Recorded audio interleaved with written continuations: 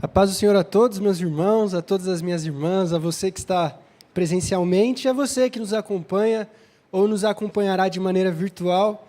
Que a graça de Jesus seja com sua vida, espero que você esteja tendo e tenha tido um ótimo final de semana. E para a gente continuar tendo um ótimo final de semana, nada melhor do que a gente vir à igreja, do que a gente ter esse momento onde a gente canta junto, onde a gente lê a Bíblia junto. E para a gente ler a Bíblia junto, eu vou pedir para você abrir a sua Bíblia na carta de Paulo aos Tessalonicenses. E nós vamos para o primeiro capítulo e vamos ler do versículo 3 até o versículo 10, em nome de Jesus.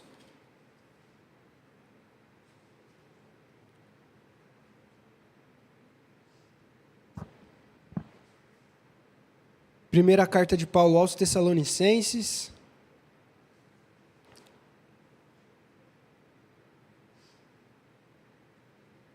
A partir do versículo 2, E diz assim o texto sagrado: Sempre damos graças a Deus por todos vocês, fazendo menção de vocês em nossas orações, e sem cessar, nos lembrando diante de Deus e Pai, da operosidade da fé que vocês têm, da dedicação do amor de vocês e da firmeza da esperança que têm em nosso Senhor Jesus Cristo. Sabemos, irmãos amados por Deus, que Ele os escolheu, porque o nosso Evangelho não chegou a vocês somente em palavra, mas também em poder, no Espírito Santo e em plena convicção. E vocês sabem muito bem qual foi o nosso modo de agir entre vocês, para o próprio bem de vocês. E vocês se tornaram nossos imitadores do Senhor, recebendo a palavra com alegria que vem do Espírito Santo, apesar dos muitos sofrimentos. Assim, vocês se tornaram um modelo para todos os crentes na Macedônia e na Acaia, porque a partir de vocês, a palavra do Senhor repercutiu não só na Macedônia e na Acaia, mas a fé que vocês têm em Deus repercutiu em todos os lugares, a ponto de não termos necessidade de dizer mais nada a respeito disso, porque no que se refere a nós, as pessoas desses lugares falam sobre como foi a nossa chegada no meio de vocês e como, deixando os ídolos, vocês se converteram a Deus para servir o Deus vivo e verdadeiro e para aguardar dos céus o seu Filho, a quem Ele ressuscitou dentre os mortos, a saber, Jesus, que nos livra da ira vindoura. Fechem seus olhos. Senhor Jesus, nós oramos e pedimos que o Senhor venha iluminar o nosso entendimento nesse momento, que através da sua Escritura os nossos corações possam ser abertos, os nossos olhos possam ser colocados diante da sua verdade, para que a gente veja aquilo que o Senhor deseja de nós e nos dê capacidade de viver, que o Senhor continue transformando as nossas vidas e nos tornando cada vez mais parecidos com Jesus. É isso que a gente ora e já agradece em nome de Cristo. Amém. Pode sentar minhas irmãs, pode sentar meus irmãos. A paz do Senhor a todos vocês, que Deus desde já nos deseje e nos dê uma excelente noite de um final de semana que mais uma vez acaba muito rápido, de uma segunda-feira que já está muito perto, mas mais uma vez é muito bom, é muito feliz estar junto com você para a gente ter esse momento de pregação do Evangelho, de louvor e de comunidade em igreja. E para isso a gente vai refletir nesses próximos minutos sobre esse texto de Paulo na carta aos Tessalonicenses, principalmente no versículo 5, onde o apóstolo diz que o evangelho do qual ele pregou não chegou somente em palavras, mas que também chegou com poder, com o Espírito Santo e com plena convicção. Por isso, a grande pergunta que a gente vai tentar responder nessa noite é o que significa o poder do evangelho. O que é esse evangelho que não veio só com palavras e veio só com poder? Como nós podemos saber se o Evangelho está sendo ou não poderoso? O que significa o Evangelho com poder? E existem diversas respostas para isso. Existem diversas interpretações do que seria o poder do Evangelho. Mas para a gente entender e chegar num consenso bíblico claro, do qual o apóstolo Paulo tinha a intenção de falar a esses irmãos, aos Tessalonicenses, a gente vai examinar esse texto, e não só esse texto, para a gente entender o que Paulo está querendo dizer nesse capítulo 1, é importante a gente descobrir como Paulo plantou essa igreja. Como foi a plantação dessa igreja, que agora Paulo está mandando uma carta para eles. como aconteceu esse negócio, como que Paulo fundou essa igreja, foi com sofrimento, teve milagre, não teve milagre, qual foi a estratégia de Paulo, porque se a gente descobrir como Paulo planta essa igreja na cidade de Tessalônica, a carta que ele escreve a ela vai fazer mais sentido ainda. Então, para isso, eu vou pedir para você abrir sua Bíblia na carta de Atos, capítulo 17, e nós vamos ler do versículo 1 até o versículo 3. Em Atos capítulo 17, a gente vai ver como que o apóstolo Paulo fundou essa igreja, da qual agora ele está mandando essa carta, para a gente entender o que Paulo está querendo dizer, com um evangelho que não chegou só com palavras, mas chegou só com poder. Então, nada melhor do que a gente ver essa história, do que a gente ver essa narrativa de como foi a plantação da igreja de Tessalônica. Por isso, em Atos 17, a partir do versículo 1, Lucas narra a história de Paulo passando por Tessalônica, escrevendo assim: Tendo passado por Anfípolis e Apolônia, Paulo e Silas chegaram a Tessalônica, onde havia uma sinagoga dos judeus. Paulo, segundo seu costume, foi procurá-los, e por 3 sábados discutiu com eles a respeito das Escrituras, expondo e demonstrando ter sido necessário que o Cristo padecesse e ressuscitasse dentre os mortos. E Paulo dizia: Este Jesus que eu anuncio a vocês é o Cristo. Alguns deles foram persuadidos e se juntaram a Paulo e Silas. O mesmo aconteceu com uma numerosa multidão de gregos piedosos e muitas mulheres importantes.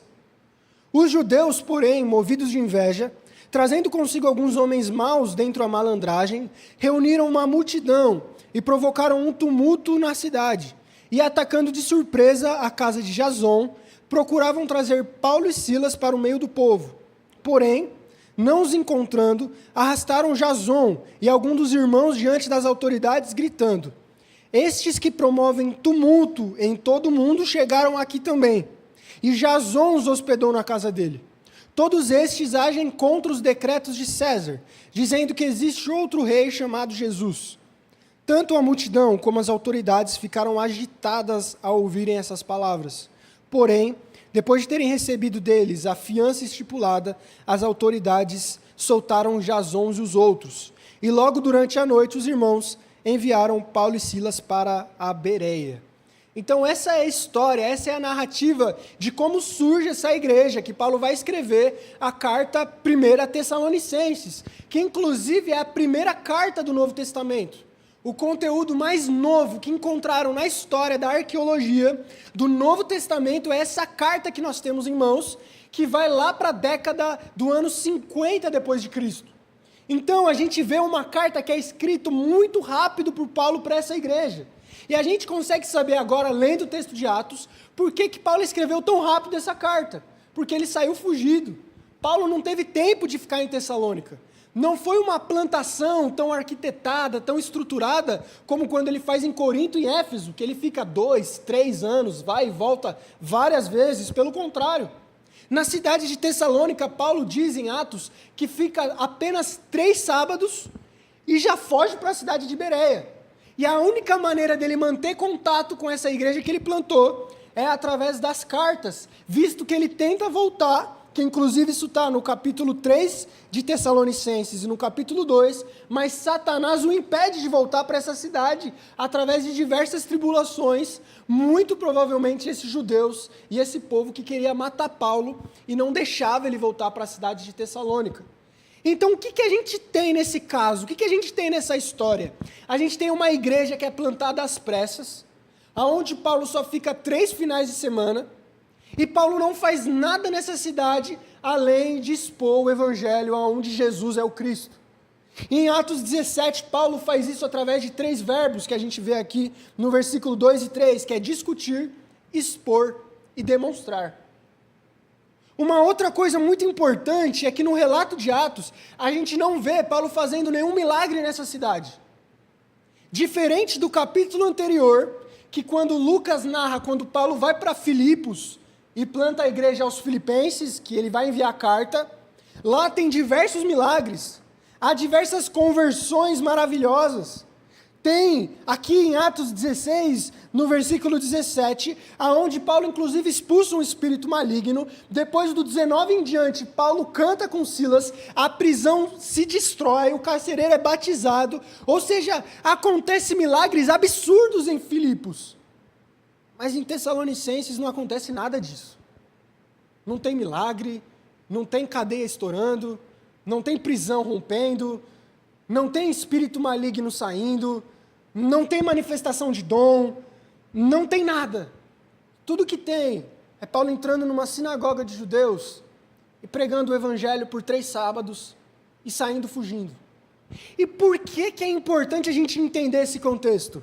Porque esse contexto vai fazer a gente saber o que Paulo está querendo dizer quando a gente leu no nosso texto base que o evangelho não chegaram a eles só com palavras, mas com poder.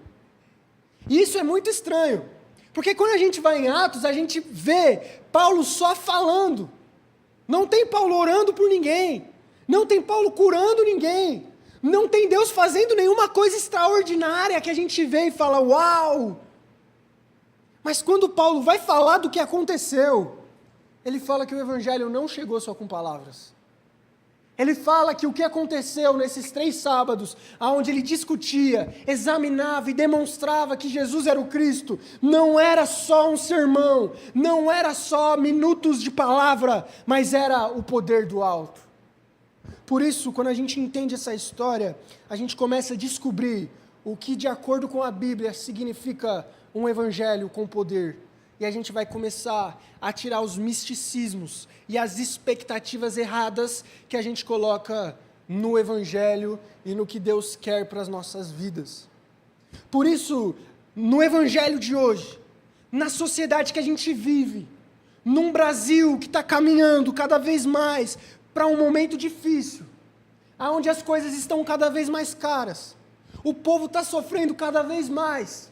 O feijão dispara, o arroz dispara, o preço do azeite nem se fala. Não existe mais azeite na mesa do brasileiro, agora é óleo composto. E olhe lá. As coisas estão cada vez mais difíceis. Dar entrada num apartamento não é igual a 100 anos atrás, onde a gente achava um terreno, pegava alguns tijolos, construía e era nosso. As coisas estão difíceis. O mundo está difícil. O povo está cada vez mais sofrido. E tudo isso gera na população brasileira, gera nas nossas vidas um anseio por libertação, um anseio por mudança. A gente quer um país melhor, a gente quer coisas mais baratas, a gente quer uma vida melhor. Nós queremos milagres. A gente quer um evangelho que mude nossa história. A gente quer um evangelho que mude o nosso país. A gente quer um evangelho que mude o nosso Senado, a nossa Câmara, o nosso presidente. A gente quer um evangelho que mude o nosso conforto. A gente quer um evangelho que poder significa transformação, não de quem nós somos, mas do que nós temos. Nós queremos um evangelho onde poder para a gente é a gente ter uma vida melhor, um sono mais sossegado, um poder de compra mais tranquilo. Mas quando a gente vê em Tessalonicenses, Paulo fala que o evangelho chegar em poder não tem nada a ver com isso. Que tanto em Filipos quanto em Tessalônica, o evangelho é o mesmo. Em Tessalonicenses foi tão poderoso quanto em Filipos. Por isso, não existe só poder na pregação, quando há manifestação de dom e de cura. Mas também em pregações de 1h30, há tanto poder de Deus, quando paralíticos andavam com as orações dos apóstolos. Há tanto poder do Evangelho em 30 minutos de exposição bíblica, do que quando um câncer é curado pela oração de um irmão e uma irmã. Há tanto poder do Evangelho quando as pessoas se juntam como a gente está fazendo para saber o que Deus quer para as nossas vidas, do que quando uma porta de emprego impossível se abre. Por isso o poder do Evangelho para Paulo, para a Bíblia, para Deus, não se trata de coisas espetaculares, não se trata de fenômenos fora da realidade, e muito menos de uma vida que vai mudar daqui para frente, depois de uma oração. Mas a gente vai entender que o poder do Evangelho para Paulo é transformação de coração. Mesmo que isso não cure, mesmo que isso não tire da luta, e mesmo que isso jogue para uma provação ainda pior, isso não significa que o Evangelho é mais ou que o Evangelho é menos poderoso. Por isso, em primeiro lugar, a gente caminha dizendo que o poder do Evangelho ele não é visível através dos milagres. E isso é muito importante entender, porque nós herdamos uma teologia pentecostal e nós somos uma denominação que se declara pentecostal. E na ideia pentecostal é muito íntimo a ligação do poder do Evangelho com os milagres, com os dons. E isso é excelente, porque nós queremos uma igreja com dons, uma igreja bíblica tem dons, uma igreja bíblica tem poder de Deus.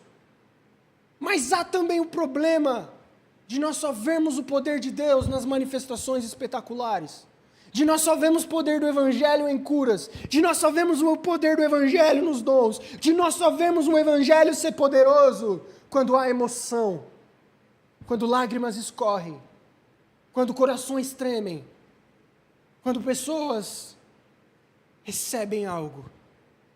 Por isso, saindo de uma fé emocional, Paulo quer conduzir a gente, através de Deus, a nós termos uma fé um pouco mais lógica, uma fé um pouco mais racional, onde nós enxergamos o poder do Evangelho não no que acontece, não nos milagres que vêm ou não, mas na mensagem que é capaz de transformar o nosso caráter.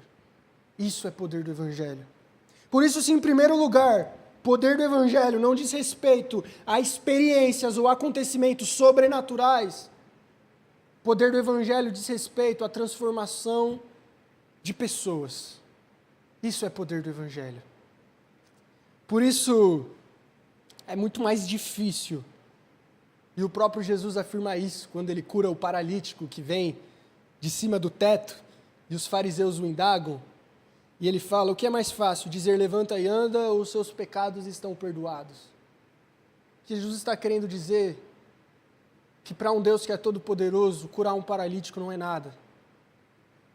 Mas para um Deus que é todo poderoso, a obra da cruz requis muito mais de Jesus do que a cura do paralítico. Ir ao Calvário fez Jesus sofrer muito mais do que fazer a água ser como o concreto do qual ele pisava. Jesus está querendo dizer que o poder do Evangelho e o poder de Deus não estão nas experiências, não estão nos sobrenaturalismos, está no coração transformado.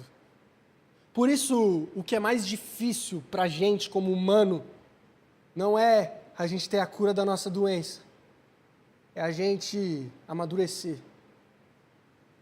O mais difícil para um ser humano receber de Deus e viver de Deus e com Deus, não é um milagre no trabalho ou na casa, mas é viver um milagre onde aquele que mente para de mentir, aquele que é estressado fica um pouco mais tranquilo, aquele que é impulsivo pensa duas vezes.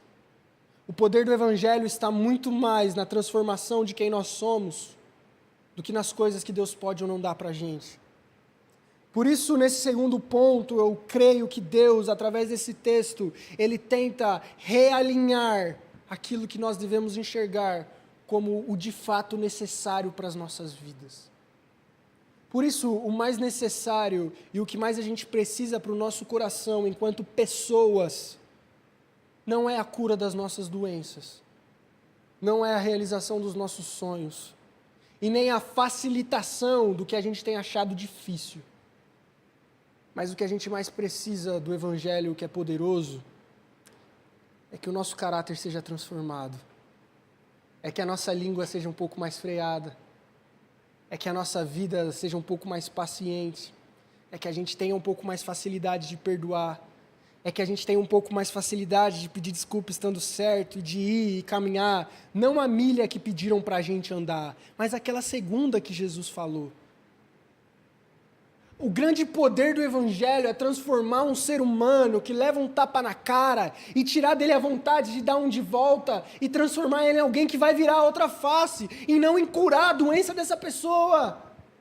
O grande poder do Evangelho é através do Jesus e do Evangelho de Cristo ser exposto a ponto de um coração que é rude, que é difícil, ser transformado num coração parecido com o dele. Por isso o poder do Evangelho não se mede nos acontecimentos que Deus faz ou não na igreja, mas se mede na maturidade que nós, enquanto igreja, temos. O poder do Evangelho numa comunidade não se mede em quantos batismos teve no ano, não se mede em quantas curas teve, não se mede na alegria ou na tristeza dos irmãos, mas o verdadeiro poder do Evangelho numa comunidade se mede na maturidade dos crentes que vivem nela. O verdadeiro poder do Evangelho se mede em como é o caráter dessas irmãs e desses irmãos. O verdadeiro poder do Evangelho se mede no Espírito Santo, que antes de dar qualquer coisa, quer transformar quem a gente é, através da convicção de que a gente precisa mudar e melhorar e se tornar parecido com Jesus. Por isso, em terceiro lugar, sim, primeiro, o poder do Evangelho não tem nada a ver com coisa sobrenatural. Em segundo lugar, o poder do Evangelho tem a ver com transformação de caráter. Em terceiro lugar, é esse poder do Evangelho que faz a igreja crescer saudável e verdadeiramente.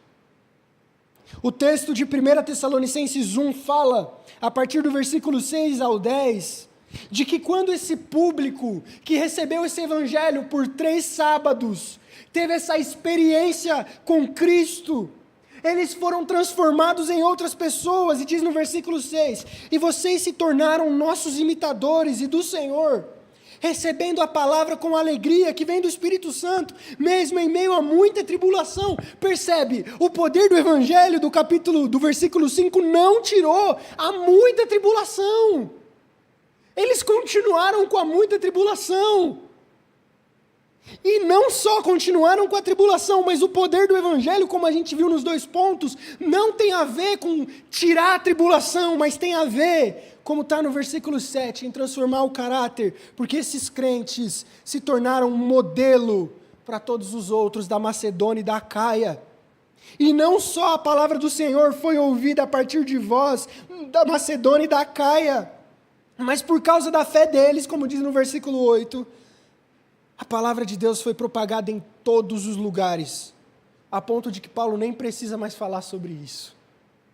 Porque esse povo da Macedônia e da Acaia e dos lugares próximos e distantes anunciam da maneira que eles foram recebidos por essa igreja e a forma que eles se converteram dos pecados dos ídolos para servir o Deus verdadeiro, esperando do céu o Filho a quem ele ressuscitou dentre os mortos, Jesus, que nos livra da ira vindoura. O grande poder do Evangelho que fez esse povo nessa cidade de Tessalônica impactar todas as outras pessoas não foi os milagres que aconteceram lá, mas foi a conversão que rolou no coração deles. Por isso, às vezes, a gente acha que as pessoas vão ser impactadas pelo nível do nosso testemunho. Se a gente der um testemunho forte do que Deus é capaz de fazer, o ímpio, a pessoa que não é da igreja, a pessoa que está fraca na fé vai se converter. Se eu der um testemunho que Deus curou um câncer, isso é louco. Não, aí, gente, aí é forte. Aí é poderoso. Aí o irmão e a irmã chacoalha. Se eu der um testemunho de um poder sobrenatural, beleza, aí vai. Mas um testemunho de que a tribulação continua a mesma, aí não. Porque a verdade é que a gente espera que o Evangelho se propague muito mais pelo sobrenatural do que pelo natural. A gente espera que o Evangelho se propague nas nossas famílias, nos nossos amigos, através do que Deus pode dar para eles e deu para a gente. Por isso é muito comum a pregação de, olha o que Deus fez na minha vida, Ele pode fazer na sua igual. E muitas vezes não está sendo dito de como eu era um pobre, desgramado pecador e Deus está mudando meu caráter dia após dia graças à cruz. Não, é porque eu era pobre e agora eu tenho um carro melhor. A pregação é, Deus tem um plano maravilhoso. A pregação se pauta no Evangelho que poder se resume a bênção. Mas o que Deus está querendo ensinar para a gente é que uma igreja cresce saudável e vai se expandir de maneira saudável quando que as pessoas olharem em nós, não forem só o que Deus pode dar a elas, mas for como Deus transformou a gente, de ser humano detestável, em pessoas que agora são luz no mundo. de como Deus transformou as nossas vidas, da forma como diz no versículo 9, o que fez esse povo, o que fez os tessalonicenses mostrarem o evangelho para o mundo inteiro, para a região inteira em que eles viviam, era a forma que eles se converteram dos ídolos antigos para Deus verdadeiro. O que vai fazer os seus amigos, os seus familiares, as pessoas ao seu redor e ao meu redor se converterem e verem Deus na gente, é quando eles olharem para como o nosso caráter foi mudado depois que a gente começou nessa coisa de igreja. É como o nosso temperamento, é como os nossos sentimentos estão sendo trabalhados depois que a gente começou a ter contato com esse Deus. Por isso, eu quero concluir dizendo, e caminhar já para o encerramento dessa nossa reflexão de hoje à noite, que o poder do Evangelho, ele chega em todos os lugares, de todas as pessoas, de todos os modos, mas existe um modo que Deus decidiu, que é o modo principal do Evangelho se chegar nos corações, que é através da pregação da palavra. Existe aquela frase romantizada de pregue sempre o Evangelho, se necessário fale, isso não é bíblico. Não existe nenhuma igreja que foi plantada com o apóstolo ficando quieto. Você vai ter que falar, meu irmão, eu vou ter que falar, minha irmã. A gente vai ter que falar para os nossos amigos e para as pessoas que a gente não conhece desse Jesus que transformou. Não adianta só o nosso testemunho, tem que ter os dois. Por isso, como diz em Romanos 10, a fé que vem pelo ouvir, só vai vir se tiver quem pregue, e se não tiver quem pregue, como eles ouvirão? Que o Evangelho de Jesus Cristo, que é simples, que muitas vezes não tira da aprovação, seja suficiente para te dar coragem e alegria de falar aos outros. Que o Evangelho de Jesus, que é simplesmente um Deus que se fez homem e morreu pelos pecadores e que é o Cristo, mas ressuscitou e nos salvará, seja suficiente para a nossa argumentação. A gente não precisa de um Deus que realize os nossos sonhos. A gente não precisa de um Deus que cure as nossas doenças. Tudo que a gente precisava era de um Deus que morresse no nosso lugar, e Deus fez isso. Tudo que a gente precisava era de alguém que fosse capaz de transformar o nosso coração, e Jesus deu essa oportunidade. Tudo o que a gente precisa, Deus nos garantiu na cruz. Por isso não existe mais desculpa para a gente não viver um evangelho poderoso. Não existe problema, não existe preocupação para que a gente não viva um evangelho que transforme o bairro que a gente está inserido. Que a nossa vida esteja pautada num evangelho puro e simples, que não precisa de sobrenaturalismos e nem gambiarras de Deus para que ele fique bonito, mas que somente uma mensagem de que há salvação e solução para um ser humano que caminha à morte continue sendo suficiente para a gente se manter na igreja, para a gente ser feliz e para a gente falar desse evangelho para todas as pessoas que a gente conhece. Fica de pé em nome de Jesus. Vamos orar juntos. Paulo pregava com autoridade, porque ele confiava que o poder não estava nele, mas estava na mensagem dele. Paulo pregava com confiança, porque ele sabia que essas palavras, que a Bíblia é exposta, que esses momentos onde a gente reflete sobre a Escritura, são suficientes para transformar corações. Bastou 3 sábados da Escritura sendo aberta e lida com a comunidade, para que aqueles crentes nunca mais fossem os mesmos. Mas muitas vezes a gente precisa de tanta coisa para ser diferente. Quantas vezes a gente precisa de tanta situação e de tanta coisa para a gente fazer. Às vezes a gente precisa de mais de 3 sábados para que a nossa fé se propague pela Macedônia e pela Caia. Às vezes a gente precisa mais do que o evangelho que é simplesmente pregado por 30 minutos de sábado e domingo. E a grande verdade é que a gente se tornou mais exigente do que a Bíblia aponta. E a grande verdade é que o Evangelho não ficou menos poderoso porque Deus parou de fazer como fazia no Novo Testamento. Mas a grande verdade é que a gente teve um coração mais duro do que aqueles crentes tinham antigamente. Por isso, a grande saída para a promessa Tatuapé não é Deus descer e manifestar os dons e curar os doentes. A grande saída para a promessa Tatuapé é o evangelho de muitas vezes 30 minutos ser suficiente para a gente converter o nosso coração e pregar o evangelho para as pessoas que a gente conhece. A grande saída é essa coisa que a gente faz todo final de semana ter algum sentido para a gente, de verdade. E não a gente precisar que mais coisas aconteçam, porque às vezes não vai acontecer. A grande verdade é que a transformação que Deus quer não é uma transformação externa, mas é uma transformação interna nas pessoas das quais somos. Por isso a grande verdade é o que a gente precisa é se converter dos nossos ídolos e voltar com o coração 100% ao Deus verdadeiro, com essa esperança de que o evangelho pregado, de uma Bíblia aberta com seriedade, é suficiente para as nossas vidas. Por isso, vamos orar, feche seus olhos em nome de Jesus. Senhor nosso Deus, muito obrigado, Pai. Muito obrigado porque nesse momento nós fomos expostos e exortados diante da sua mensagem, a qual afirma categoricamente de que tudo o que realmente nós precisávamos, nós já temos acesso por causa da obra da cruz de Cristo. E que grande parte dos nossos anseios, das nossas preocupações, que grande parte das nossas escassez ou excessos